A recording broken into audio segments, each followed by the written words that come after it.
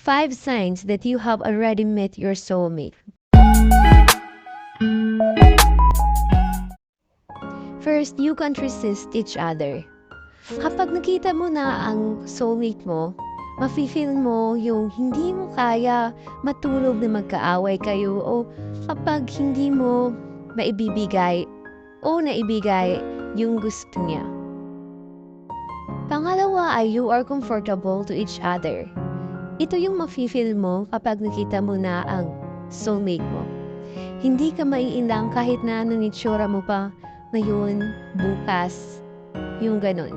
Yung hindi ka maiilang na kausapin siya or sabihin kung anong tumatakbo sa isip mo na kahit ang effect ng joke mo ay matatawa at matatawa kayong dalawa. Third is contented and committed kayo sa isa't isa.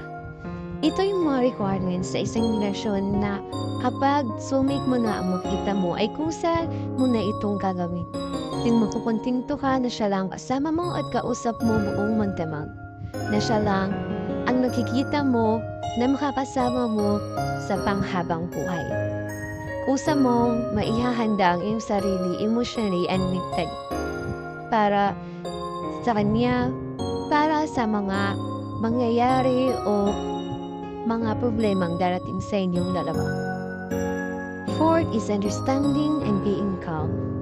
Kung soulmate mo na ang makita mo, mapapansin mo na mabilis kanyang maintindihan at aalagaan kanya, tatanungin kanya kung anong problema at maghahanap siya ng solusyon para maging okay kayong dalawa.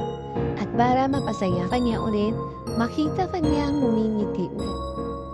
Hindi niya gustuhin na makita kang umiiyak o malungkot.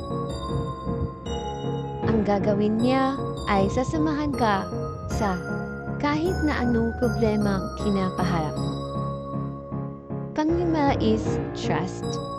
O ang pinaka-importante sa isang relasyon. Kapag meet mo na ang isang tao, ibibigay niya ang trust na ito. Mararamdaman mo yun. Hindi siya mag-aalinlangan o magdadalawang isip. Wala siyang pagdududa na may isip para sa'yo. Yung alam mo yun na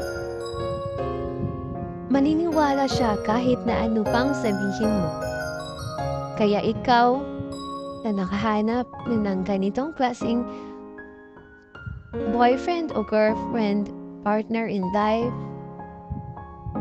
huwag mo na siyang pakawalan pa.